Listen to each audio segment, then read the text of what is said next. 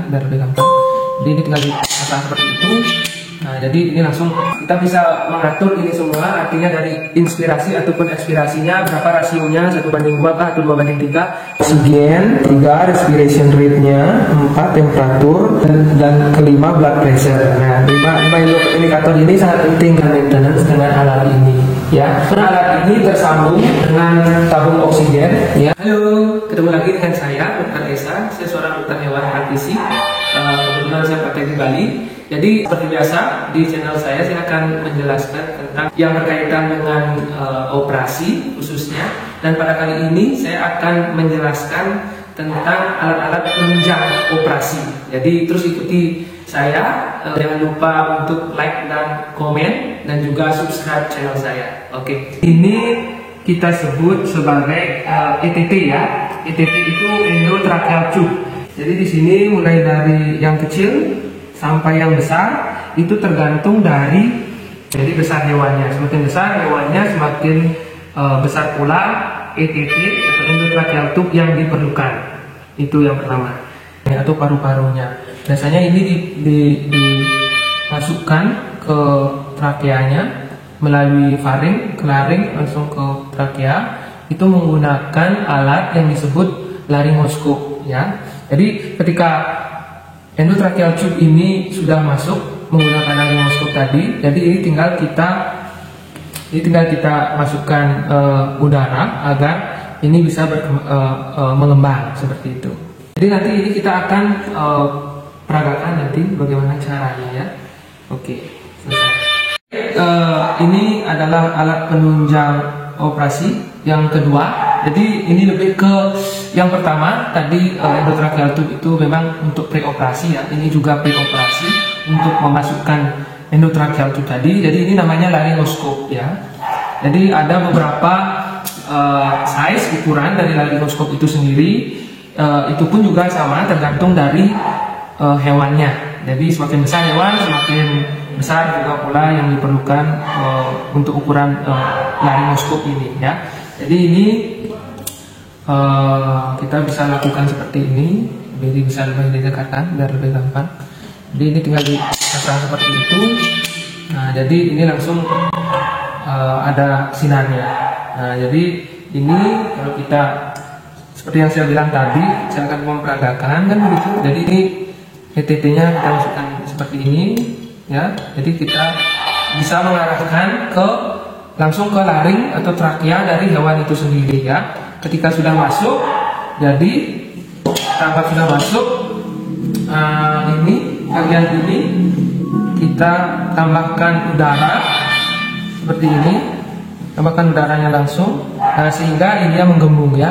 Jadi saya coba tarik ulang, saya tarik lagi udaranya, dia akan mengempis, lalu kita tambah lagi, dia akan mengembung. Ketika mengembung, ininya dilepas ya, sehingga ini gunanya agar endotracheal tube ini tidak lepas begitu, jadi bisa menahan dia di dalam. Selain itu juga perlu tambahan tali di sini untuk mengikatkan ke kepalanya agar untuk memastikan biar benar-benar tidak lepas dan tepat di trakeanya. Jangan sampai nanti ini lepas lalu masuk ke lambung, nah itu bisa perutnya bisa bengkak jadinya seperti itu. Oke. Alat ini namanya suction. Jadi apabila ada resist liquid ketika kita ingin mensterilkan daerah perutnya yang kemungkinan ada abses, maksud saya yang kemungkinan ada cairan di dalam, untuk mengambil cairan itu diperlukan alat suction. Jadi untuk pengambilan cairan itu diperlukan alat suction. Nah, inilah alatnya. Jadi alat ini bekerja dengan cara kita tinggal menaruh ujungnya ini di daerah yang kita inginkan untuk tarik keluar benda asingnya atau cairannya khususnya. Jadi tinggal kita taruh, dan ini pad ini foot pad ini, jadi ini ditaruh di kaki bawah. Kemudian kita ingin mensuction cairan tersebut, jadi kita tinggal tekan pakai kaki ini sehingga akan dia tersuction. Nah, seperti ini. Nah, jadi ada suara seperti ini, itu akan mensuction cairan yang kotor atau yang memang harus dikeluarkan dari dalam perutnya dan masuk ke tabung ini seperti itu, masuk ke tabung ini seperti itu ya. Mungkin itu saja dari alat ini. Alat keempat, penunjang operasi. Jadi ketika kita dihadapkan dengan operasi-operasi emergensi dan yang berhubungan dengan masalah gangguan nafas dan jantung, maka alat ini sangat penting untuk dimiliki. Alat ini bernama ventilator ya. Jadi ini ventilator. Jadi ketika nafasnya memburuk ataupun nafasnya berhenti, alat ini bisa dipakai untuk emergensi agar paru-parunya tetap bergerak seperti itu. Jadi saya buka dulu.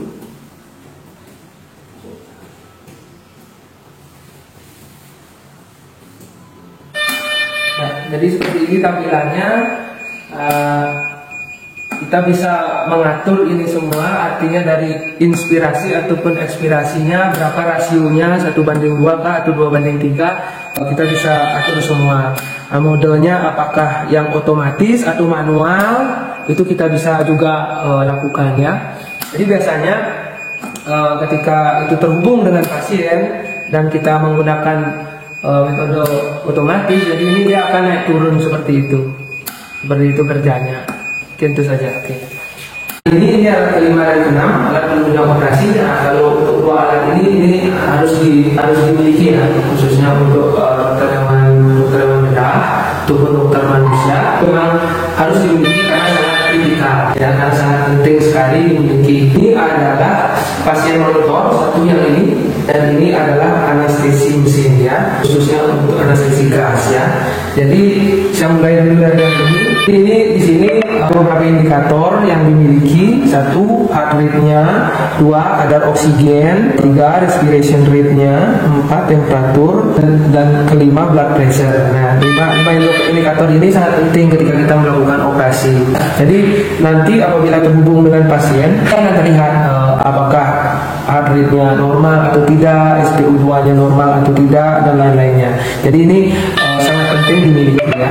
Terus yang ke-6 ini adalah anestetik mesin ya, mesin anestesi, khususnya anestesi gas. Jadi dengan kita memiliki ini, kita tidak perlu melakukan injeksi terus pada pasien dan cenderung sangat aman bagi hewan khususnya ya, karena sangat-sangat di maintenance kadar biusnya, kadar pembiusan dalam hewan itu sangat-sangat di maintenance dengan alat ini ya. Karena alat ini tersambung dengan tabung oksigen ya. Selain dia ada gas bius yang masuk ke dalam tubuhnya untuk maintenance agar dia terbius terbenam dengan baik, di samping itu juga ada oksigen juga yang masuk ke tubuh pasien tersebut begitu. Jadi ini oksigen masuk, ini moncong ini akan berhubungan dengan ETT tadi ya, jadi endotracheal tube tadi. Jadi endotracheal tube yang sudah terpasang pasien akan terhubung dengan ini